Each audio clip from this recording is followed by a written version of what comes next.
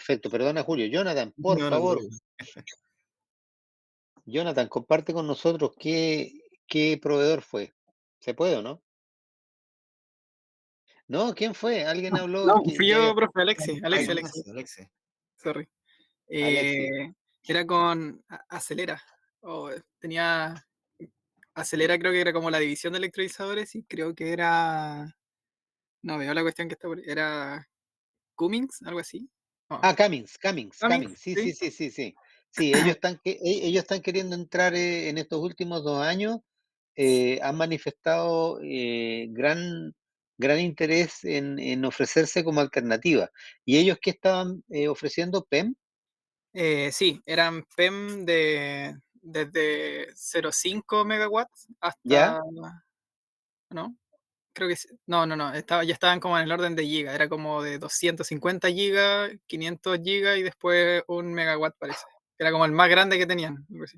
Bueno, ahora vamos a ver algunos órdenes de magnitud para ver, digamos, si esos números que recuerdan son verdad, porque hay una lógica de desarrollo en la industria de la electrólisis que yo pretendo aquí mostrarles, ¿cierto? Para que ustedes entiendan cuál es la estrategia que están usando estas compañías, porque obviamente la zanahoria que se ve es muy atractiva, ¿cierto? La capacidad de electrólisis en el mundo que se va a requerir es espantosamente grande y por lo tanto aquí obviamente hay mucha gente trabajando en modelos de negocio, ¿cierto? Para tratar de dar cuenta de toda la demanda que se va a producir, ¿ya? Así es que, bueno, en definitiva, entonces esta lista era solamente para que ustedes conozcan algunos de los proveedores más importantes de electrolizadores en estas dos tecnologías que yo les estoy comentando, de los cuales por lo menos yo, aquellos sobre los cuales estoy más cerca, es Proton On-Site, Hydrogenics, Siemens, Areva H2 Gen, ITM Power, Nel, Hydrogen, esos son los que con los que he tenido algún contacto de conocer sus tecnologías, ¿ya? Pero básicamente, como yo les decía, las dos tecnologías por el grado de madurez que tienen ellos en el mercado son los electrolizadores PEM y los electrolizadores alcalinos, los que son con tecnología de celda de electrólisis por óxido sólido. Todavía están esperando que la curva, ¿cierto?, de desarrollo tecnológico pueda otorgarle madurez a sus productos. La electrólisis por óxido sólido requiere trabajo a una temperatura un poquito mayor y eso a veces trae algún poco de dificultades. Son procesos más eficientes, sin duda, que estos dos, pero todavía tienen un valor que no puede competir con la electrólisis alcalina y la PEM. Por lo tanto, mi proyección es justamente como Global and China Market, esta consultora, ¿cierto? Que hace análisis de los productores de electrolizadores, proyecta que al 2026 probablemente, que está a la vuelta de la esquina, ¿cierto? 3 años más, van a continuar siendo líderes en el mercado de las tecnologías PEM y las tecnologías alcalinas. Les voy a mostrar dos estrategias de desarrollo de dos marcas con las cuales por si acaso no tengo ninguna relación contractual, no estoy haciendo propaganda acá, solamente aprovecho la información muy generosa que ellos colocan en sus páginas para que ustedes puedan visualizar esta estrategia que yo creo que es bien importante de entender. Si ustedes, perdón, si ustedes se fijan, para los que consiguen leer ahí, ¿cierto? En el primer párrafo, Siemens tiene una estrategia de escalamiento que cada cierto tiempo van incrementando en un factor de 10 veces. ¿Ah? Entonces, para ubicarnos en el tiempo eh, y en la realidad, ¿cierto? Regional, aquí se muestra que el 2015 ellos consiguieron llegar a un electrolizador, ¿cierto? De 1 mega, en realidad es 1,25 la potencia nominal, que es el Sileicer 200, que es el modelo que actualmente está en operación en el proyecto piloto del Haruoni, ¿cierto? Del proyecto del consorcio de empresas GIF. ¿Ah? Por eso yo lo destaco acá para que ustedes sepan que ese es un electrolizador ya con algunos años de haber sido lanzado en el mercado. Y Siemens ya tiene, por supuesto, el Sileicer 300, que tiene una capacidad nominal de 17,5 megawatts, que lo vamos a ver un poquito más adelante también, y que probablemente, es muy probable, no lo puedo asegurar, por supuesto, pero en las primeras escalas comerciales de Haruoni, en el proyecto que nosotros conocemos, ¿cierto? Como el Parque Eólico Faro del Sur, eh, podamos ver este tipo de tamaño de electrolizadores, ¿cierto? De 17,5 mega cada unidad, ¿cierto? Todo esto que ustedes están viendo acá conforman 17,5 megawatts de potencia de electrólisis instalada, ¿ya?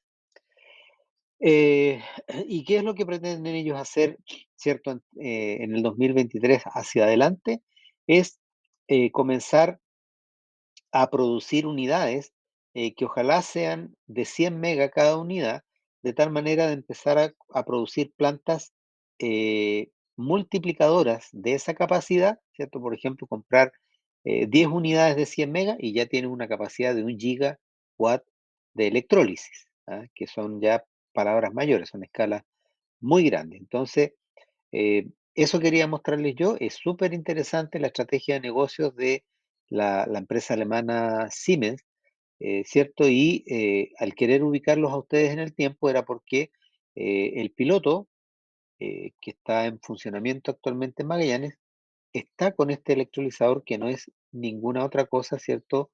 Eh, ningún em, electrolizador último modelo, ¿cierto? Estamos ocupando una electrólisis, un electrolizador ya con algunos años. ¿Ah? Eh, por supuesto, todos estamos queriendo que ojalá llegue el Sileicer 300 en este proyecto, ¿cierto? Porque el partner tecnológico del proyecto Haruoni para electrólisis es Siemens. Por lo tanto, hay altas probabilidades que el Sileicer 300 pueda llegar y lo podamos conocer, ¿cierto? En Magallanes. Aquí tenemos una compañía, ¿cierto? Que compite con Siemens, es Hydrogenics, una compañía bastante consolidada también en el mundo de los electrolizadores. Y si ustedes observan, tiene una estrategia muy similar a la de Siemens, de tal manera de ir creciendo, de tal manera de ir entregando soluciones de electrólisis en container, ¿cierto? Para que después se produzcan plantas que son una serie de containers conectados, ¿cierto? En una cierta disposición para obtener una cierta potencia instalada de electrólisis. Por lo tanto, ellos también están queriendo llegar a unidades grandes. Hasta ahora, por ejemplo, lo máximo que tienen son unidades de 25 megawatts y por lo tanto con 4 unidades de esas ya podrían tener ellos, ¿cierto? Una capacidad instalada de 100 megawatts de electrólisis, ¿ya? Eh, por lo tanto, lo que quería mostrarles es que las compañías están pensando más o menos en la misma estrategia, ¿cierto? Producir unidades grandes, de gran capacidad, para después producir estas plantas de electrólisis que van a requerir estas grandes escalas de producción de hidrógeno. Bueno, ahí está la lámina que yo les decía que muestra un poco más en detalle el electrolizador que nosotros actualmente tenemos aquí, por ahí por el kilómetro 40, ¿cierto? En esa planta piloto ya está funcionando, produciendo hidrógeno, ¿cierto? En condiciones súper bien controladas. Aquí hay unos datos que es bueno tenerlos en consideración. Es un electrolizador PEM, la potencia nominal 1,25 mega. La presión de salida es de hasta 35 bar. Ahí se pone de hasta 35 bar porque el usuario, de acuerdo a para qué quiera el hidrógeno que está produciendo, puede decirle, ¿cierto? Quiero que me fabrique un electrolizador Sileicer 200 para una presión de salida de 20 bar, por ejemplo. ¿Ah? Pero la máxima presión de salida que soporta son 35 bar. Me parece que Haruoni está trabajando con esa presión máxima de salida. La capacidad de producción de hidrógeno, bien interesante. Acá lo damos en 2 unidades que yo necesito que ustedes empiecen a observar, porque mañana vamos a trabajar con esto. Aquí dice 225 metros cúbicos normalizados por hora, ¿cierto? Que transformados después a kilos hora da 20 kilos hora de producción de hidrógeno, ¿cierto? Mañana vamos a ver todas esas transformaciones de unidades. Y la eficiencia global del sistema, es decir, ¿cierto? Eh, de la electricidad que yo le ingreso al equipo, ¿cierto? Desde un punto de vista eh, químico, eléctrico y termodinámico, ¿cuánto es el hidrógeno, ¿cierto?, que consigo producir? Bueno, eso se hace con una eficiencia entre un 65 y un 70 por ciento, ¿ah? Que significa que esos números también los vamos a empezar a ver en el futuro, que van a empezar a cambiar. A todos los fabricantes están tratando de mejorar sus eficiencias con sistemas de enfriamiento, ¿cierto?, más sofisticados, etcétera, ¿ya? Pero es un parámetro, cuando ustedes, si alguna vez les tocara seleccionar un electrolizador, es un parámetro que tienen que observar. Otro parámetro que tienen que observar es el consumo de energía que tiene ese electrolizador, y este en particular, ¿cierto?, consume 60 kilowatt hora de energía eléctrica por cada kilo de hidrógeno producido, ¿ah? Eso subrayenlo también, es un dato importante que tenemos que tener en cuenta, ¿ah? Si suponemos 24 horas de operación, este electrolizador sería capaz de producir 500 kilos de hidrógeno de alta pureza por día, ¿ya? Esta lámina es súper necesario, ¿cierto?, verla, porque me imagino, tal vez me equivoque, pero puede ser la primera vez que ustedes ven una hoja técnica de electrolizador, y no, mejor, a medida que vayan viendo más hojas técnicas, mejor, porque se va entendiendo, ¿cierto?, eh, las capacidades que tienen los electrolizadores. La calidad de este electrolizador no es muy alta, hasta un 99.9%. Ustedes dirán, bueno, pero entonces, ¿qué cosa es alto? Bueno, hay electrolizadores que producen 99,999%, ¿ah? Y eso hace diferencia en costo, ¿ah? Vida útil, por diseño, superior a las 80.000 horas de operación. Si consideramos más o menos 8.000 horas al año para dar, porque el año tiene 8.760 horas, ¿cierto? Si suponemos 8.000 horas de operación para considerar paradas por mantención u otro tipo de paradas, podemos estar hablando de que podrían tener una vida útil esos electrolizadores de 10 años, siempre y cuando, ¿cierto?, eh, reciban el tratamiento adecuado en cuanto a la calidad de agua que se le introduce, como a la calidad de electricidad con la cual se trabaja. ¿Ok? Perfecto. Ah, y aquí algunos datos muy recientes, ¿ah? Profe, Esto, una di- consulta de diga, la diga. ficha técnica. El Sí, último dato que dice H2 Quality 5.0, sí. ¿qué es eh, eso? tie- No, sí, tiene relación con lo que dijimos cuando estábamos hablando del agua de ultra pureza. ¿Se acuerda? ya, ¿Ya? sí, Y me parece que iba un valor, no recuerdo el rango exacto, pero iba hasta 5 microsiemens por centímetro. perfecto, profe. ¿Ya? Entonces ahí le Y, está, sí, y lo otro, después de las 80.000 horas, eh, el efecto es que el electrolizador baja de la eficiencia o muere. baja, no, baja la calidad notablemente, según lo que dicen los estudios, baja la calidad del hidrógeno producido, ¿ya? Y baja la eficiencia también, Ya, profe, gracias. ¿ya? Perfecto. Bueno, generalmente los electrolizadores bueno, recuerda tú de que esta generación de electrolizadores que yo les estoy mostrando acá, todavía no tienen, yo creo que no hay ninguna planta en el mundo que tenga todavía 10 años de funcionamiento. Entonces los problemas recién están comenzando a aparecer, ¿cierto? Y bueno, probablemente al nivel que van a trabajar estas plantas, seguramente el evaluador de proyecto va a tener que considerar un, bueno, invertir lo máximo que pueda al inicio, es decir, comprar una raza de electrolizadores que ojalá tenga una expectativa de vida mucho más de 10 años, ¿ya? Porque el recambio va a doler muchísimo, ¿cierto? Si es que tiene que cambiar toda su potencia de electrólisis, ¿sí?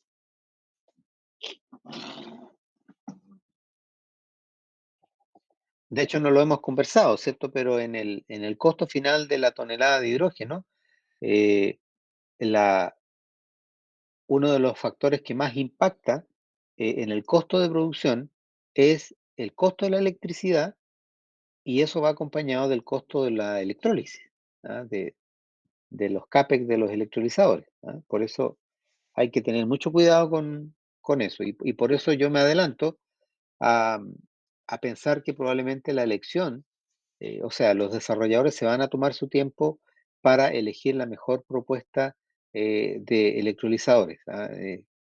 No, aquí la gente no va, digamos, a ahorrarse unos pesos eh, porque pondría el riesgo, digamos, de una industria que mientras más tiempo perdure en el tiempo, obviamente más utilidades podría dar, ¿no? Así es que, pero bueno, Profesor, eh, sí, ¿tiene una idea de cuál es el valor comercial o de este electrolizador? sí, bueno, la siguiente lámina, Ah, perfecto. parece que ustedes hubieran visto mi presentación de antes, ¿ah? Y eso que yo no la subí. No, no, no. Sí, mira, los valores comerciales generalmente de los electrolizadores, yo puse ahí una actualización porque no sé si alguien se recuerda en algunos seminarios a los cuales les ha tocado a ustedes participar, eh, hay mucha esperanza en que se produzca un descenso en el costo de los electrolizadores a largo plazo. No sé si alguien ha escuchado esa hipótesis, ¿ah? Porque obviamente si eso se produce, ¿por qué se los estoy diciendo? Porque ¿se acuerdan ustedes de la explosión de proyectos fotovoltaicos en el norte del país, no? ¿Se acuerdan de eso? ¿Sí? Sí, Bueno, eso tuvo una razón muy lógica de que la tecnología fotovoltaica cayó tanto sus costos, ¿cierto? Que empezó a ser muy atractivo el desarrollo de grandes proyectos de fotovoltaica, ¿sí? Entonces, en este tema de producción de hidrógeno a grandes escalas, hay una expectativa, tal vez una esperanza, diría yo, de que rápidamente los valores de los electrolizadores comiencen a descender. Es algo que yo no comparto, pero es una opinión muy personal. Yo creo que eso se va a demorar bastante porque el día de hoy eh, los fabricantes de electrolizadores están teniendo bastantes dificultades para el escalamiento de sus fábricas, porque las fábricas tal como están hoy no van a dar abasto con la demanda de electrólisis que va a tener la industria del hidrógeno. Por lo tanto, los valores hoy día todavía están elevados, pero por lo menos ya bajaron de $1.000 el kilowatt. Ahí respondí, ¿cierto?, la pregunta que me hicieron, ¿no? que Porque el- hace 5 años atrás, cuando yo empecé a trabajar en esto, no había manera de que veamos costos de electrolizadores bajo los $1.000 por kilowatt, ¿ya? Así es que si estamos hablando de un electrolizador de 2 megas, como es el Silyzer 200, que no se pierdan, ¿cierto? Porque produce 1,25 nominal, pero en realidad él es catalogado como de 2 megas. Esos son 2.000 kilowatts, ¿o no? correcto, Ya, y 2.000 kilowatts, si estuviera a 1.000, ¿de cuánto estamos hablando? de 2 millones. Dos palitos verdes, ¿cierto? Es electrolizador de solamente 2 megawatts, ¿cierto? Entonces, lo que está ocurriendo hoy día, y créanme porque lo investigamos, es que los valores comerciales están fluctuando entre 700 y $800 por kilowatt, ¿ah? Los alcalinos están un poquito más baratos, pero más o menos el rango de precios anda ahí. Eso, bueno, yo necesitaba a ustedes transmitírselo, primero para actualizarlo, ¿cierto? Porque mucha gente se quedó con el valor de 1.000 hasta 1.200. Yo me acuerdo el año 2017 haber hecho un trabajo considerando $1.200 por kilowatt. Pero bueno, el tema es que va bajando, pero no va bajando al ritmo que la industria quiere. ¿Ah? Y eso pasa porque, ¿se acuerdan ustedes cuándo bajan los costos de los equipos? Cuando hay una demanda alta de equipamiento. Muy bien, cuando hay una demanda alta, ¿cierto? Que de hecho todavía no se empieza a producir porque no hay gran cantidad de proyectos en el mundo que ya estén comprando electrolizadores, ¿cierto? Las grandes escalas están esperando permisos ambientales, están esperando condiciones adecuadas, ¿cierto?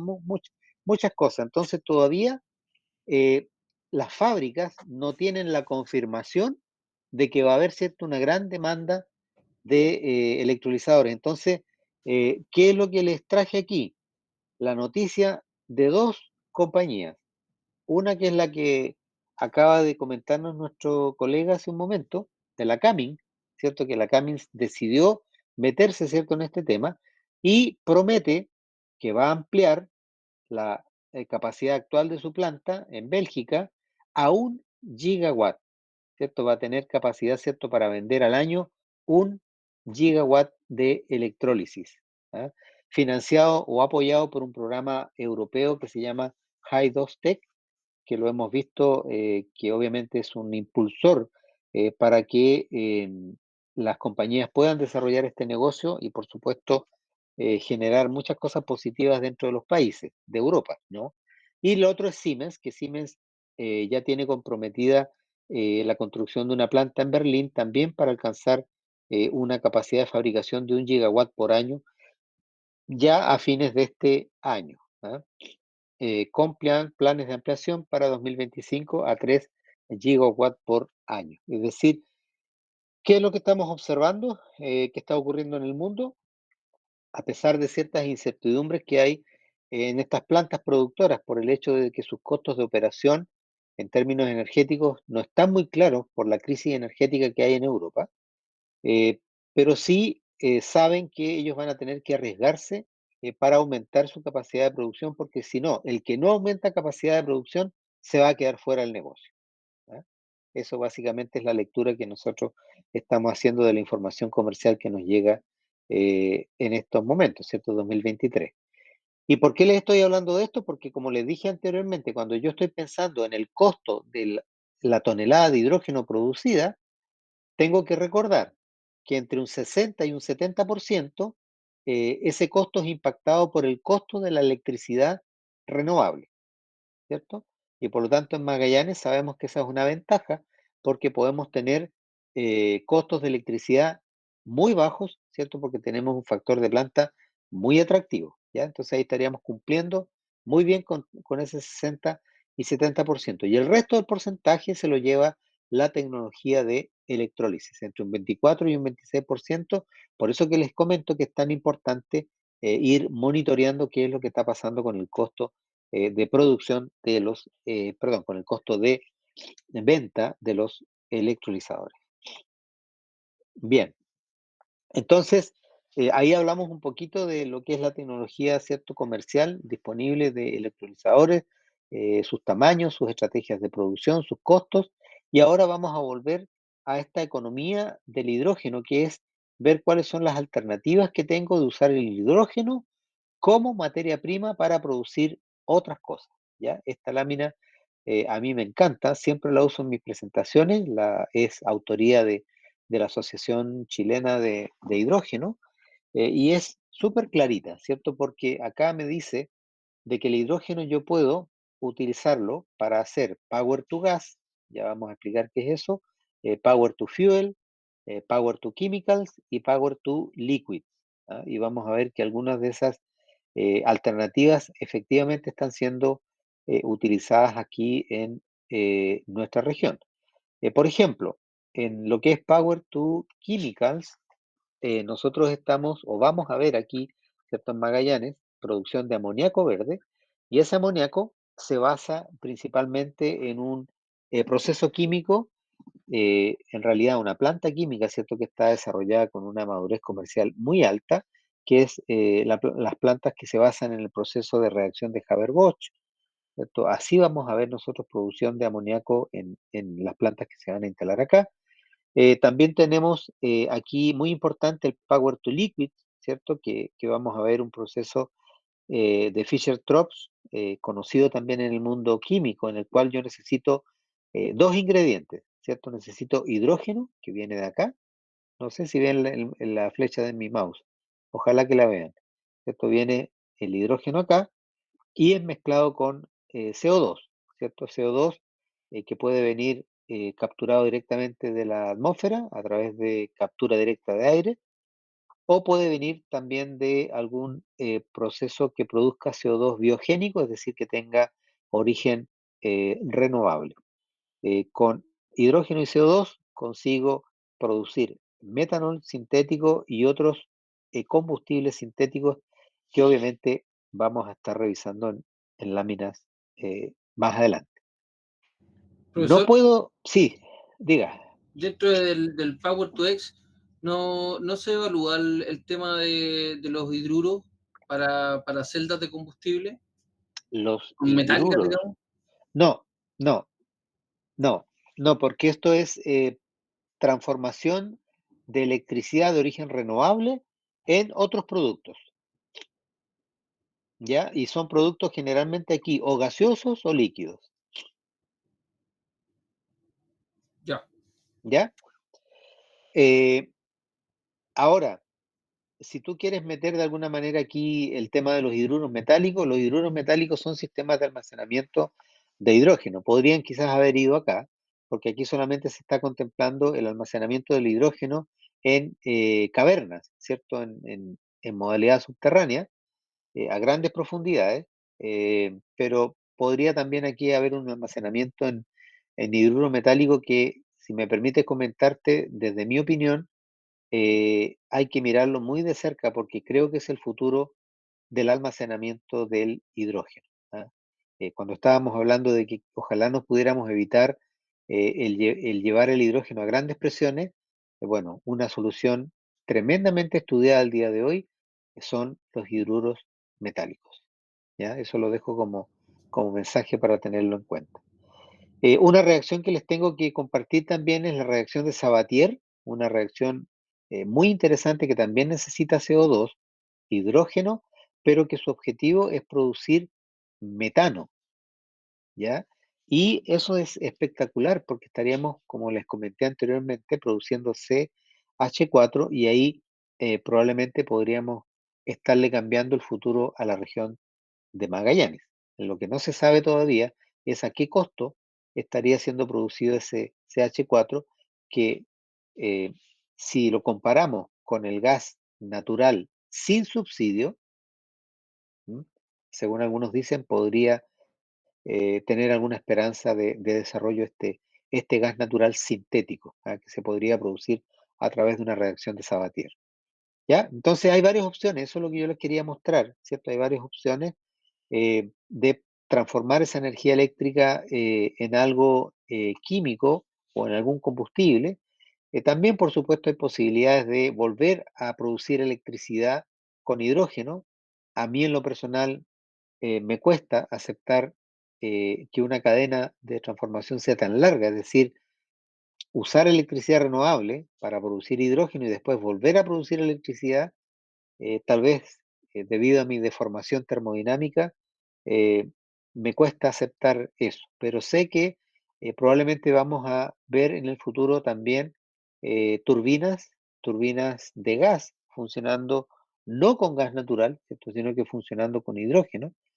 De hecho, tengo entendido que General Electric estaría ya eh, el año 2024 liberando comercialmente la primera turbina de gas con 100% de hidrógeno. ¿Ah? Así es que eso también está muy, muy avanzado. Y obviamente la celda de combustible ustedes van a tener un módulo completo para poder entender eh, cuál es, cuál es el estado actual de esa tecnología y cuál es su posibilidad de integración en las economías, sobre todo en transporte. Esta lámina es súper importante y aquí yo necesito que ustedes también me aporten porque yo sé que lo saben. La mayoría de ustedes ha escuchado que probablemente en Magallanes no vamos a ver transporte de hidrógeno en estado líquido. Alguien que me diga por qué.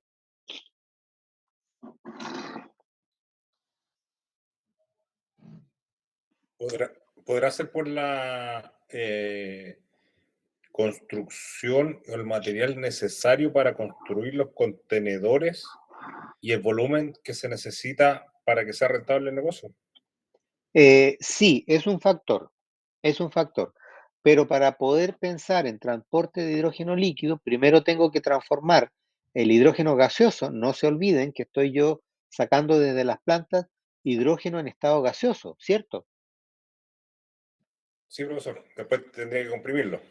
Después tendría que comprimirlo y después tendría que meterlo en un proceso de licuefacción. Tener más cuidado que salga envuelto. Tenemos un aporte ahí nuevo.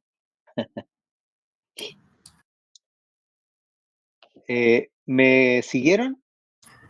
Sí, profe. ¿Cierto? Estoy produciendo en las plantas hidrógeno en estado gaseoso, ¿cierto? Después lo comprimo, lo almaceno, pero para poderlo transformar a fase líquida, tengo que pasar por un proceso de licuefacción. El hidrógeno, seguramente el profesor Ricardo Vega les comentó, para poderlo transformar al estado líquido, desde el estado gaseoso, debo disminuir su temperatura hasta, ¿alguien se acuerda? 253. Excelente, hasta menos 253 grados Celsius, ¿ya? Por Eso lo es muy tanto, cerca del eso es... cero absoluto. ¿Ah? Es muy cerca del cero absoluto eso. Sí, por supuesto. O sea, Sí. eso es criogenia hecha y derecha, ¿cierto? Y por lo tanto significa que ahí tengo un costo importante para ser capaces, ¿cierto?, de manejar criogenia con esos volúmenes y por lo tanto es totalmente inviable económicamente pensar en licuefacción. Y además, si yo quiero transportar en forma líquida ese hidrógeno vía marítima, creo que solamente hay una compañía, creo que es China, que tiene la capacidad para transportar hidrógeno líquido. En consecuencia, lo que quería comentarles es que es muy poco probable que veamos transporte de hidrógeno líquido saliendo, ¿cierto?, de los terminales de Magallanes. Por lo tanto, significa que los esfuerzos que debiéramos nosotros ver en la mayoría de las propuestas de los desarrolladores es evitar el transporte de hidrógeno líquido. Por eso, cierto es que probablemente los desarrolladores van a colocar como productos comerciales gasolina sintética, puede ser, ¿cierto? Ya tenemos un ejemplo. Metanol sintético, ¿por qué no? También se podría transportar metanol sintético, es una cadena logística súper conocida, de hecho tenemos una planta de producción de metanol en la región, o podríamos transportar otros químicos como amoníaco verde. El amoníaco viene siendo transportado, ¿cierto?, hace más de 100 años, no hay ningún problema con eso también, o pueden ser otros tipos de combustibles, pero hidrógeno líquido, definitivamente muy poco probable. ¿Ya? Perfecto. Utilicemos esta lámina para repasar los mecanismos de transformación de energía renovable, eólica, de electricidad renovable eólica, ¿cierto? A dos productos. Uno, metanol sintético y otro, amoníaco verde. Eh, no sé cuál tendrán ustedes más claro, pero yo creo que tal vez el metanol sintético lo tienen más claro. Para producir metanol sintético necesito hidrógeno y necesito CO2, ¿cierto? Esa fórmula química me permite tener una planta, ¿cierto?, de producción de metanol sintético y ese metanol sintético, bueno, lo almaceno y después puedo exportarlo como metanol verde. ¿Ah? Así se llama, ¿cierto?, en términos populares, el metanol sintético, metanol verde, que todavía, la otra vez conversamos con personal de Metanex, todavía, ¿cierto?, el metanol verde tiene un valor bastante elevado con relación al metanol de origen con gas natural. Por lo tanto, ¿cierto? Hoy día, 2023, el metanol sintético no tiene ninguna posibilidad de competir con el metanol gris. ¿Ah? Por lo tanto, probablemente hoy día, cuando digo hoy día, es cuando cuando empiecen a operar las primeras plantas aquí que produzcan metanol sintético, que va a ser el caso de GIF, no vamos a ver transporte de metanol sintético, ¿cierto? Sino que vamos a ver transporte de gasolina sintética porque ese es el off-taker, ¿cierto? El comprador que está asegurado por ese consorcio y por lo tanto puede ser que en 10 o 15 años más se vuelva competitivo, ¿cierto? El metanol y Haruoni, además de estar exportando gasolina sintética, podría también estar exportando metanol sintético, ¿ya? Por lo tanto, es importante para ustedes saber que para producir metanol sintético necesito hidrógeno y CO2. Perfecto. Para producir amoníaco también necesito hidrógeno, pero necesito nitrógeno también, ¿cierto? Porque el amoníaco es NH3 y por lo tanto, ¿de dónde saco el nitrógeno? ¿De dónde lo voy a sacar? ¿Del aire? Sí. Del aire, ¿cierto? El aire es una mezcla de oxígeno, nitrógeno y otros componentes, pero básicamente es mucho nitrógeno, ¿cierto? Más de un 70% de hidrógeno, perdón, de nitrógeno y el resto oxígeno. Por lo tanto, con una ASU, ¿cierto? Con una planta de separación de aire, que tenemos varias acá en Magallanes, hay una en Metane, ¿cierto? Que producen nitrógeno de alta pureza, mezclado con hidrógeno, lo meto a una planta Haber-Bosch y obtengo amoníaco y transporto amoníaco, que como les digo es uno de los productos comerciales de los proyectos que nosotros estamos viendo en Magallanes. ¿Alguna duda con el proceso productivo? Obviamente estamos mostrando de manera muy simple cómo se producen estos químicos. ¿No? No, profe. Perfecto, seguimos. Veamos algunas experiencias muy rápidamente de plantas existentes aquí en nuestro cono sur. Y solamente esto lo voy a pasar a modo de repaso muy rápido porque yo sé que algunos de ustedes ya saben de esto, ¿ah? Pero hay gente que no lo sabe, ¿ah? Eh, Basta que uno o dos de este grupo que nos acompaña hoy día no sepa que a 900 kilómetros de aquí hay una planta de producción de hidrógeno experimental en la localidad de Pico Truncado y yo quedo feliz. ¿Cuántos de aquí no sabían? No, yo no tenía idea. Es que, qué bueno, ahí tenemos dos. Ahí tenemos dos. Bueno, a nosotros tuvimos la fortuna de visitar esta planta el año pasado.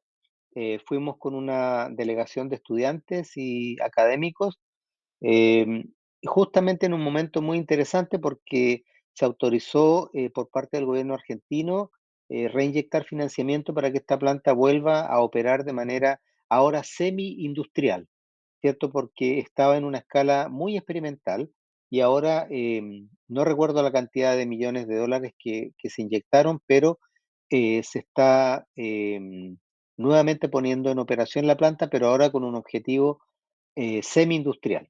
Fíjense, a mí cuando yo conocí esta experiencia me llamó mucho la atención, empezaron ellos el 2005, ¿ah?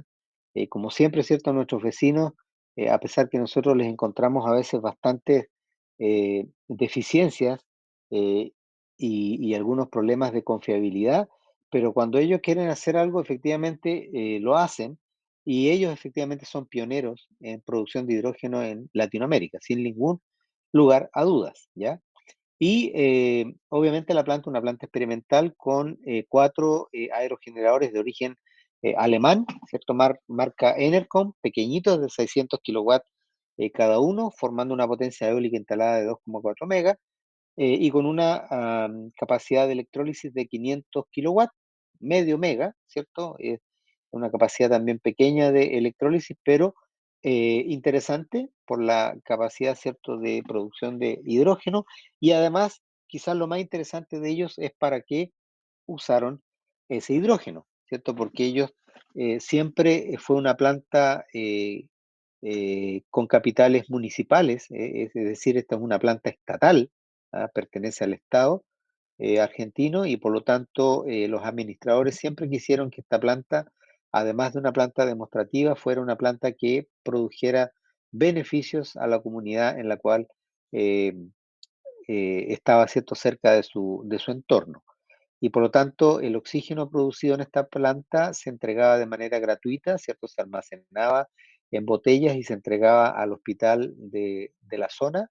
Se dimensionó la capacidad de osmosis inversa de sus plantas, se requería solamente una, se compraron 3 para que solucionara un problema de abastecimiento de agua que tenía Pico Truncado, tenía una calidad de agua muy mala y por lo tanto se hizo una pequeña planta embotelladora para poder suministrar agua de alta calidad, ¿cierto?, a la población, también a un costo muy simbólico.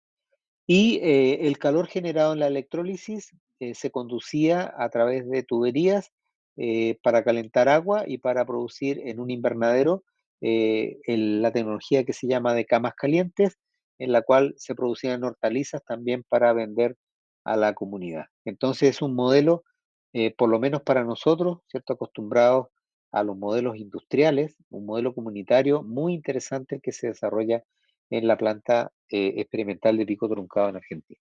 ¿Ya? Así que esa es una experiencia que yo quería compartir con ustedes porque está muy, muy cerquita de nosotros y probablemente en los próximos años va a tener una importancia relevante cuando alcance la escala semi-industrial. Y por supuesto que yo creo que van a seguir con el modelo comunitario y por lo tanto ahí, cuando alguien se pregunta, ¿cierto?, de qué manera el hidrógeno podría integrarse en la economía de una localidad, ellos van a ser probablemente uno de los ejemplos en Latinoamérica de eso.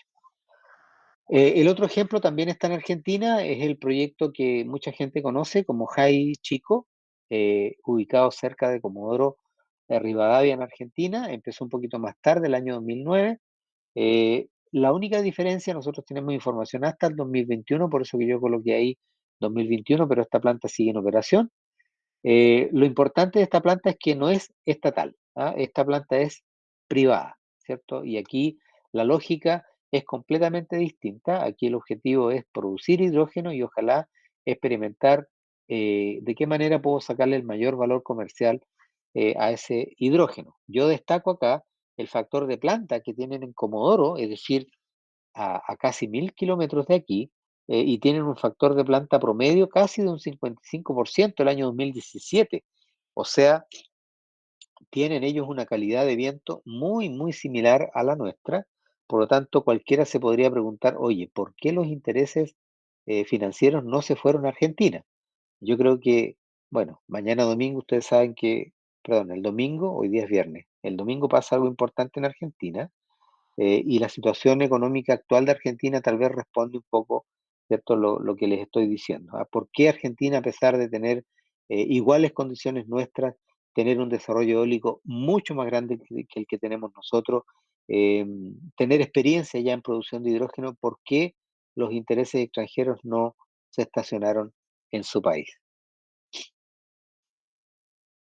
Máquinas alemanas también, una potencia instalada bastante más grande, y ellos tienen una planta con muchas cositas interesantes.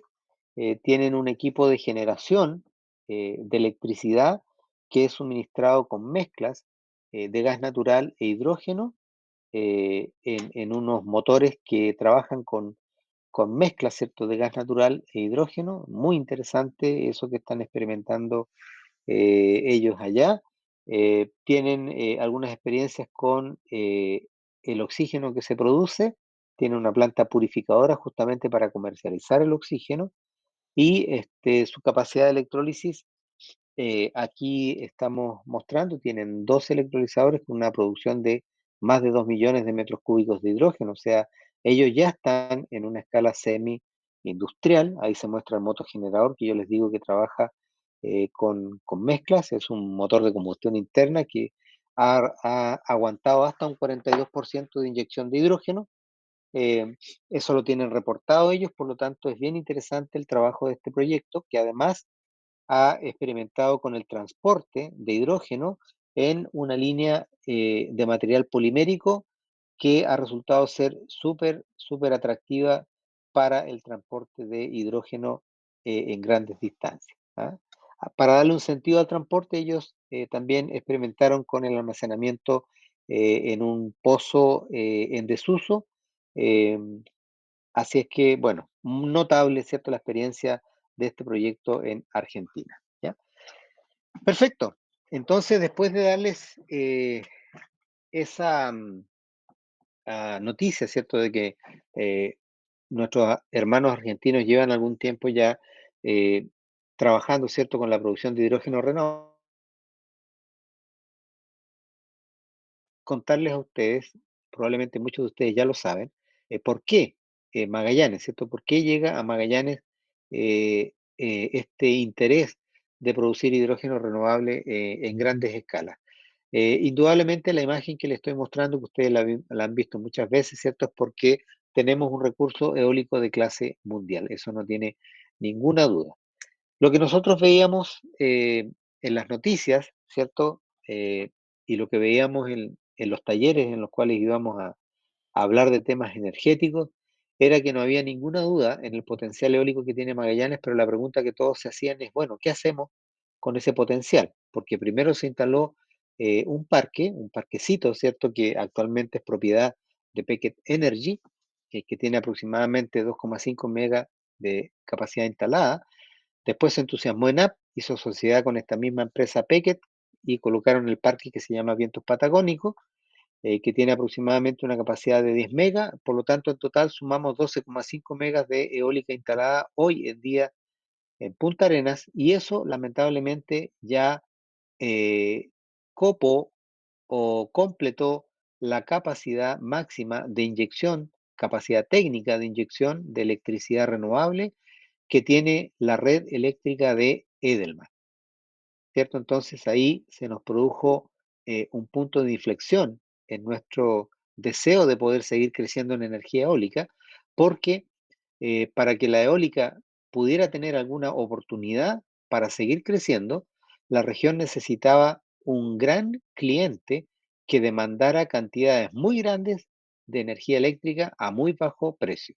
Y obviamente hace 4 años atrás eso no existía, ¿cierto? Por lo tanto, probablemente nos íbamos a quedar eh, con ese viento, ¿cierto?, de calidad mundial, pero sin poder aprovecharlo. Hasta que, ¿cierto? Electricidad verde a muy bajo precio para usar en qué, hasta que llega esta propuesta, ¿cierto?, de transformar el viento de Magallanes en hidrógeno. Y ahí la respuesta de eso nuevamente es que eh, como el costo de producción, les comenté anteriormente, que golpea al costo final de hidrógeno entre un 60 y un 70%, entonces estas plantas se van a ubicar en aquellos lugares donde tengan una electricidad renovable muy, muy barata, ¿ya? Entonces, por eso esos proyectos están ubicados aquí. Además, ellos tienen que ubicarse en un lugar donde no tengan ningún problema de suministro de agua, ¿cierto? Si se cumplen esas dos condiciones y hay disponibilidad de terreno, entonces eso explica en gran parte por qué esos proyectos se encuentran aquí ubicados en Magallanes. Este es un término técnico, pero yo sé que ustedes ya lo han visto en varios módulos. El costo nivelado de energía, es importante que ustedes manejen, ¿cierto?, estos indicadores. eh, Se llama, ¿cierto?, Levelized Cost of Electricity, ¿ah? El LSOE que aparece acá, y que para Magallanes, según estimaciones de algunas consultoras como McKinsey, estarían bajo los $25 el megawatt hora. Y eso, créanme, es un valor muy atractivo de electricidad renovable. Algunos aventuran que esto podría incluso estar bajo los $20 por megawatt hora, ¿ya? No lo sabemos, nadie lo va a decir, ¿cierto? Porque es un valor tremendamente dependiente de cuando se instalen, ¿cierto?, los parques eólicos, porque obviamente para calcular este LCOE tenemos que considerar todos los costos, tanto los CAPEX como los OPEX, ¿cierto?, para poder llegar a esta estimación. Hasta ahora solamente hay proyecciones, pero las proyecciones todavía son bastante felices, ¿ya? Ahora, como están absolutamente relacionados la energía eléctrica con el costo de producción de hidrógeno, también hay un LCOH, ¿cierto? Que significa Levelized Cost of Hydrogen, ¿cierto? Costo nivelado de producción de hidrógeno. Y las estimaciones también de algunos consultores, en particular el que les muestro yo es McKinsey, está, o sea, él estimaba que antes del 2030 o en el 2030 se podía llegar a un valor que estuviera bajo los $1,5 el kilo de hidrógeno. ¿Por qué lo pongo en rojo? Porque me parece que no vamos a llegar con esas expectativas al 2030. ¿Cuál es la razón de eso? No sé si alguien me puede colaborar con eso para mientras voy a prender la luz, porque me quedé sin luz. La demanda de electrolizadores por un lado y el tema normativo nacional. Perfecto. No sé si me escuchan. Sí, Sí, profesor. Ok, efectivamente, básicamente el tema normativo, ¿cierto? El tema de permiso, en concreto la demora, ¿cierto? Con la cual se han producido todos estos estudios que empiezan a presentarse, las proyecciones de demora que incluso hay, y lo que se acaba de mencionar, esta expectativa de baja de costo de los electrolizadores que definitivamente no se va a producir con la velocidad, ¿cierto?, que la industria pensaba. Efectivamente, todo eso va a atentar contra que efectivamente no consigamos llegar a un costo competitivo antes del 2030. ¿Por qué digo esto? Porque alguien más o menos sabe cuál es la expectativa de inicio de construcción de la primera planta en escala comercial en Magallanes. Se El supone que el 2024. 2028. Exacto, exacto. 2028, considerando, ¿cierto?, que varias cosas funcionen como deberían funcionar, ¿cierto? Y el 2028 está a la vuelta de la esquina, o sea, 2028 inicio de construcción, 2029 planta construida, 2030 producción. Es bien difícil, ¿cierto?, que seamos capaces de llegar a un costo competitivo a 2030. Ojalá me equivoque, ¿cierto? Pero las cosas no están como hace 4 años atrás. Perfecto. Veamos ahora, vamos a empezar a ver de manera más específica lo que está ocurriendo en Magallanes. Nosotros habíamos dicho que habían varias opciones de transformación del viento y que nos íbamos a concentrar en dos, ¿cierto? En aquellas que se iban por el lado de la producción de amoníaco a través de la síntesis de Haber-Bosch y a través de la producción de combustibles sintéticos, a través de la síntesis de Fischer-Tropsch, ¿cierto? Esos son los dos caminos que vamos a explorar, ¿ya? Y vamos a empezar, esto ya lo vimos, ¿cierto? Que es la forma en que se produce amoníaco, ¿cierto? No hay problema con esto, ¿ah?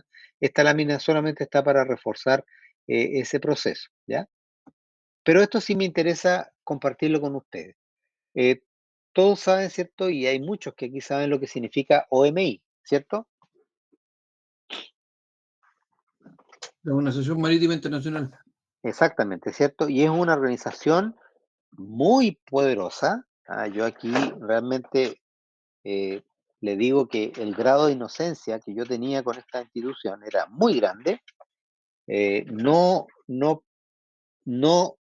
sabía el poder que tiene la Organización Marítima Internacional, ¿cierto? Cuando uno empieza a ver sus asociados, eh, y el dinero que se mueve en torno a la OMI, se da cuenta de que realmente si la OMI está diciendo algo, hay que escuchar, ¿cierto? Y ellos dicen que efectivamente reconocen que todo lo que es el transporte marítimo asociado a transporte de carga, significativamente son un aporte importante de las emisiones de CO2 que ocurren actualmente en el mundo. Entonces ellos están comprometidos con la transición energética y están dispuestos a comenzar a ponerle cuotas, ¿cierto?, a sus asociados para que, o cuotas o presiones, ¿cierto?, para que ellos comiencen a transformar su manera de propulsarse, y es decir, eso significa un cambio de tecnología, ¿cierto?, que sus motores comiencen a modificarse o derechamente vayan siendo cambiados gradualmente para que puedan utilizar estos nuevos combustibles, ¿cierto?, que debieran estar ya disponibles desde el 2030 en adelante. Y ahí se están mencionando algunas alternativas, como el amoníaco verde, puede ser amoníaco azul, si se produce antes, biometanol, los biocombustibles tampoco están sacados de la ecuación marítima, y metanol sintético. Ya hay barcos circulando con metanol, nosotros tenemos registrados en la última estadística 2023, 18 naves que son de la compañía Waterfront Shipping, que es subsidiaria de Metanex. Son 18 naves que ya están operando con metanol, motores que funcionan completamente con metanol. Y eso es una señal muy interesante, ¿cierto? Que dice que esto ya comenzó. Hay otros barcos en el mundo que también circulan con gas licuado, ¿cierto? Con combustibles que son más limpios, ¿cierto? Pero lo que está diciendo la OMI, que ojalá todos estos navíos que recorren grandes distancias y transportan gran tonelaje sean propulsados por motores con estos combustibles nuevos, porque realmente es un mercado muy grande. Por supuesto que las compañías productoras de estos combustibles localizan a estos sectores de demanda como una de sus principales, ¿cierto? Compradores en el futuro. Por eso que hay que observar que probablemente el transporte de carga pesada, el transporte aéreo, ¿ah? Cuando hablamos de transformar la aviación comercial para que también deje de eh, propulsarse con combustible, con querosén de aviación, que es un derivado, ¿cierto?, de los combustibles fósiles, y que se transforme a usar un querosén sintético, que puede ser producido incluso acá en Magallanes. Se está evaluando la alternativa también de sacar como un producto querosén sintético eh, en una corriente de producto que se llama, no sé si lo mencioné antes, SAF, ¿cierto? SAF, que es una sigla que significa Sustainable Aviation Fuel, combustible de aviación sostenible, ¿cierto? Que es una, una gran, eh, una gran corriente de transformación que está sufriendo la aviación comercial. Obviamente, todavía eso no se produce, ¿cierto? Pero se espera de que compañías grandes apuesten por esos combustibles de aviación sintético para empezar a producir esa transformación, ¿cierto? Entonces, lo que les estoy tratando de comentar es que el amoníaco tiene un mercado muy grande, ¿cierto? El amoníaco solamente para el transporte tiene un mercado asegurado, sin considerar siquiera su mercado tradicional, ¿cierto? Ahí encerré en un cuadrito un dato muy importante: más de un 50% del hidrógeno que se produce en el mundo es para producir amoníaco. Por lo tanto, significa que el amoníaco tiene un lugar muy importante en la industria, no solamente para la producción de fertilizantes, sino que también para eh, la producción de combustible, que podría ser, digamos, el combustible para el transporte marítimo, y también, digamos, como transportador de hidrógeno. Si es que alguien, digamos, en destino quiere hidrógeno, también puede usar el amoníaco solamente como un transportador, ¿cierto? Y hacer el proceso de cracking en puerto de destino para volver a producir hidrógeno. Entonces el amoníaco, por eso le estoy intentando mostrar, ¿cierto?, la razón de por qué el amoníaco es tan atractivo. Y más rato lo vamos a ver, ¿cierto?, con la cantidad de proyectos que hay propuestos acá en Magallanes. Ahí están los mensajes, ¿cierto?, que se entregan respecto de cuál podría ser la importancia que tiene el amoníaco en el tema del transporte marítimo. Se los dejo para que lo vayan leyendo después. Y esto es una cosa que yo aquí me terminó de cerrar, porque varias compañías están definiendo al amoníaco verde como su producto comercial. En este mapa se muestran todos los terminales de amoníaco que existen en el mundo, que son capaces de recibir amoníaco y que son capaces de exportar amoníaco. Entonces, ¿qué mensaje me entrega esto? Y si ustedes me dicen, bueno, ¿cuántos de amoníaco, cuántos de hidrógeno hay? Ninguno. Entonces, lo que estamos mostrando acá es que la logística de transporte, de movimiento de amoníaco ya existe, ¿cierto? Entonces, producir amoníaco tiene una logística que ya existe y solamente me tengo que dedicar a producir amoníaco. Entonces, lo que estoy tratando de decir es de que la producción de amoníaco es una apuesta segura, ¿cierto? Y aquí en esta lámina se muestra las características que podrían responder también la pregunta que yo hacía al inicio, ¿por qué Magallanes? Solamente si yo ocupara un 61% del terreno de la Isla Grande de Tierra del Fuego, podría producir todo el hidrógeno que demanda la producción de amoníaco mundial. Entonces, problema de territorio no tenemos. ¿eh? Así es que observen bien aquí, bueno, también se muestra el uso, ¿cierto?, del hidrógeno en varios sectores industriales y, como les comentaba, el amoníaco tiene un gran papel ahí. Fíjense en esta lámina, por favor. Yo siempre la muestro. Solamente estoy mostrando aquí 7 proyectos que están presentados, ¿cierto?, como posibles de ser desarrollados en los próximos 10 años aquí en Magallanes. Y por favor, alguien que me diga, ¿qué es lo primero que nota? Hay una tendencia importante hacia el amoníaco. Sí, muy bien descrito. ¿ah?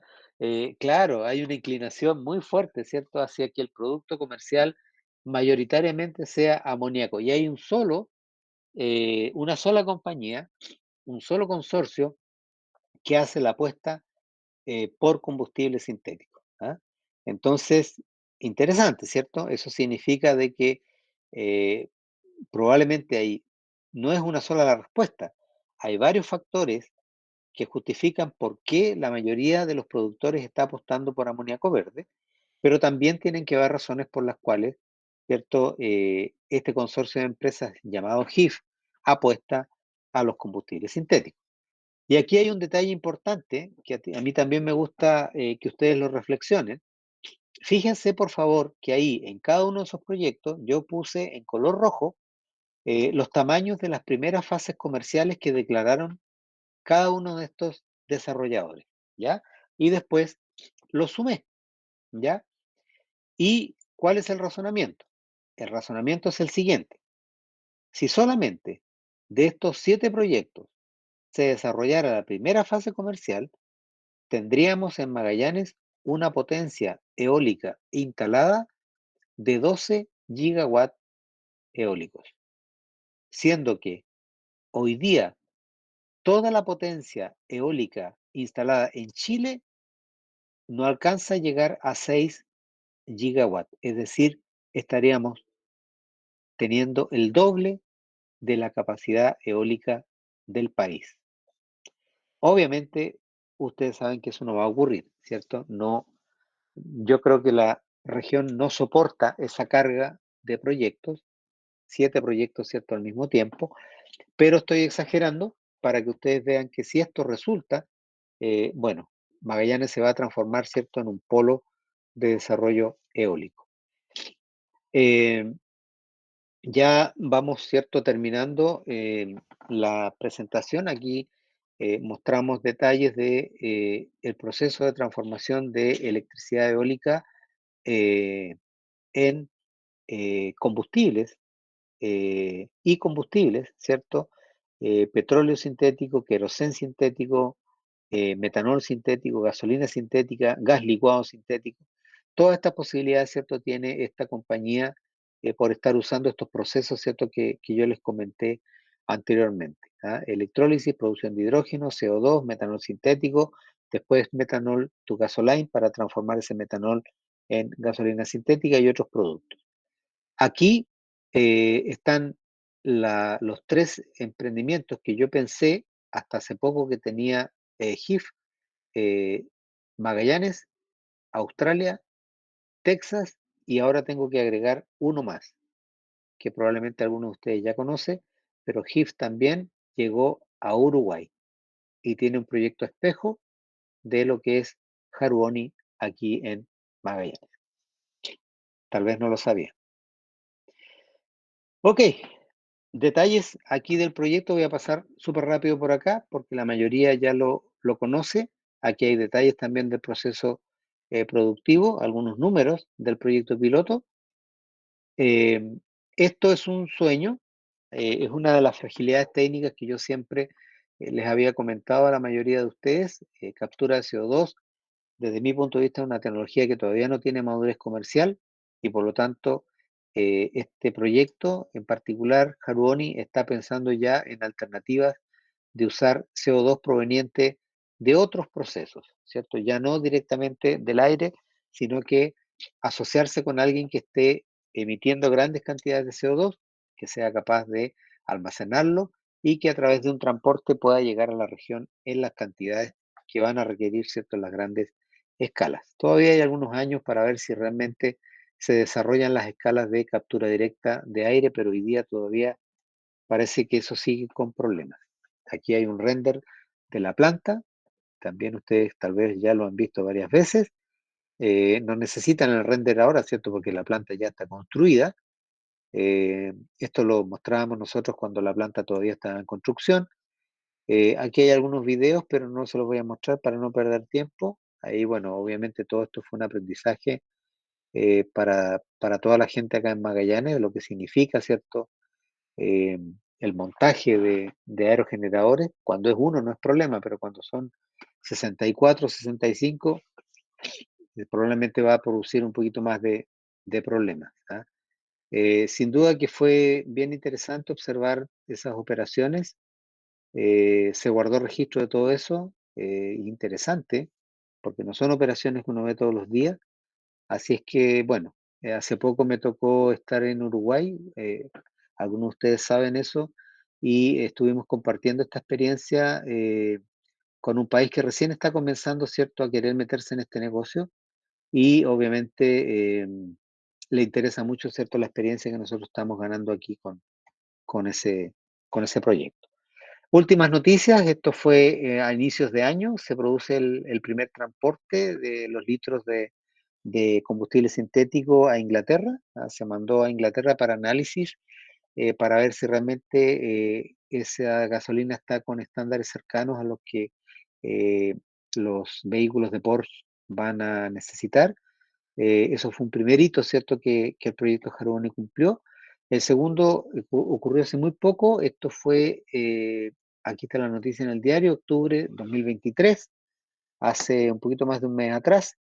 En la planta se produjeron los primeros litros de gas licuado verde. eh, Muy, muy impresionante esto porque nadie esperaba que en tan poco tiempo lo lograran hacer y por lo tanto eso genera una expectativa muy interesante. Gasco Magallanes es un socio, ¿cierto?, de este proyecto y ellos están muy interesados en ese gas licuado sintético porque obviamente hay varias compañías productoras de otros rubros, sobre todo en la empresa salmonera, con una intención muy seria de poder utilizar este gas licuado en sus procesos. Solamente algunos números, los proyectos amoníacos son muy grandes. Aquí tenemos un proyecto del tamaño que yo les había mencionado anteriormente, 850.000 toneladas, son 400 aerogeneradores que va a requerir ese proyecto. Este es el proyecto HNH, ustedes seguramente lo han oído hablar, el proyecto de Austria Energy. Aquí están los números de Total, que a mí todavía me producen alguna sonrisa por los tamaños, pero bueno, eh, esto es papel, el papel aguanta todo, ¿cierto? Vamos a ver cuál es la primera escala que ellos van a presentar, todavía no lo sabemos, y eso que somos socios. Aquí están algunos números del proyecto para que ustedes lo tengan como antecedente.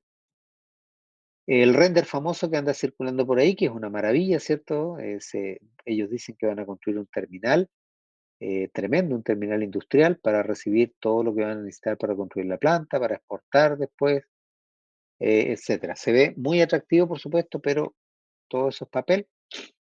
Y esto es lo que vamos a hacer mañana. Pues mañana vamos a profundizar en este tema de una planta de producción de amoníaco para que ustedes tengan un ejercicio real. Aquí está todos los aspectos que se deben considerar en un proyecto de amoníaco. Esto lo vamos a ver mañana. No se preocupen y mañana nos vamos a enfrentar a este desafío, ¿cierto? Vamos a ver dos tamaños de plantas de producción de amoníaco, un tamaño muy pequeñito y vamos a resolverlo con eh, una metodología A, después vamos a resolverlo con una metodología B y después vamos a hacer una planta más grande para que ustedes por lo menos tengan contacto con lo que es un predimensionamiento de una escala comercial de una planta de amoníaco, ¿ya? Bien, dejo de compartir, me pasé un poquito, me parece. Y bueno, espero sinceramente que haya sido por lo menos atractivo lo que mostramos hoy día, ojalá diferente o complementario, ¿cierto? Porque yo de lo que estoy seguro es que ustedes están convencidos de que uno tiene que formarse en esto y mientras más información tenga, pienso yo que es mucho mejor. Como siempre, dejo abierto el micrófono para los últimos comentarios o consultas. Se agradece la información, profesor. Nos volvió el alma al cuerpo. Después de las clases con el profesor Vega, nos tiró todos los proyectos al piso. Ya con el precio que dijo de los electrolizadores, por lo menos vuelven a estar en carpeta. Por eso era Sí, la bueno, pregunta Oye, del profe, precio. una consulta con ese listado de proveedores. sí, o lo respondemos mañana, no, el listado de la iniciativa de los proyectos. ¿Hay alguna hoja de ruta o algo? Ah, ok, con los proyectos que mostramos, esos 7 proyectos. No, Sí, pero veámoslo sí, mañana. sí, No, sí, pero no, lo no, que le no. digo, si se tiran las 7 a la vez, a eso me refiero. Sería bueno saber cómo es la estrategia ahí de implementación de cada uno. No sé si o son independientes entre sí o están integrados. No, mira, a mí me faltó decir que cada uno de esos proyectos, bueno, ahí está, hay proyectos de Francia, hay proyectos de Alemania, hay proyectos que tienen respaldo de Arabia Saudita, hay proyectos de Austria, hay proyectos con asociaciones de Países Bajos, ¿ah? Por lo tanto, está toda Europa metida allí, ¿ah? En distintas iniciativas, ¿ya? Y respecto de esas hojas de ruta que tú mencionas, de cómo lo quieren hacer, que yo me imagino que es lo que tú preguntas, bueno, no da mucha información, ¿ah? No hay mucha información respecto de eso, porque lo único que tienen claro todas esas compañías es que no van a mover un dedo hasta que tengan una RCA, ¿cierto? Mientras no haya una resolución de calificación ambiental, aquí no va a pasar absolutamente nada, ¿ya? Sí. Ok. Así, así que por eso les digo, podemos presentar escalas gigantes y todo, pero bueno, ahí cuando presenten su estudio de impacto ambiental vamos a ver pues, cuáles pasan y cuáles no pasan, ¿ya? Sí, solamente un comentario antes de que nos vayamos.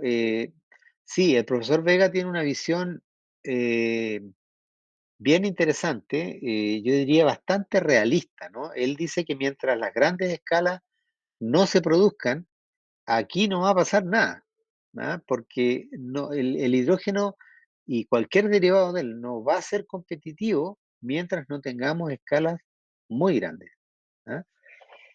Así es que, bueno, no sé qué más le habrá dicho, pero lo importante es que, por lo menos aquí en Magallanes, tenemos un poco más de realidad solamente porque tenemos el lujo de tener un piloto que está en funcionamiento, ¿cierto? Que está en operación y que está entregando datos reales.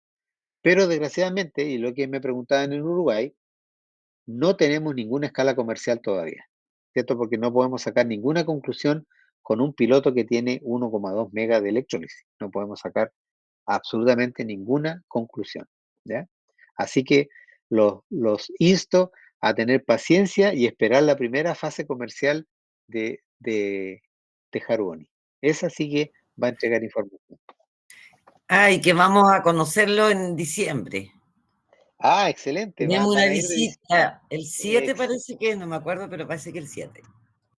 excelente, excelente. Ahí, bueno, ahí va a estar la guinda de la torta, pues van a llegar a conocer, ¿cierto? Un proyecto piloto que está siendo muy observado por el resto del mundo. Así que, perfecto.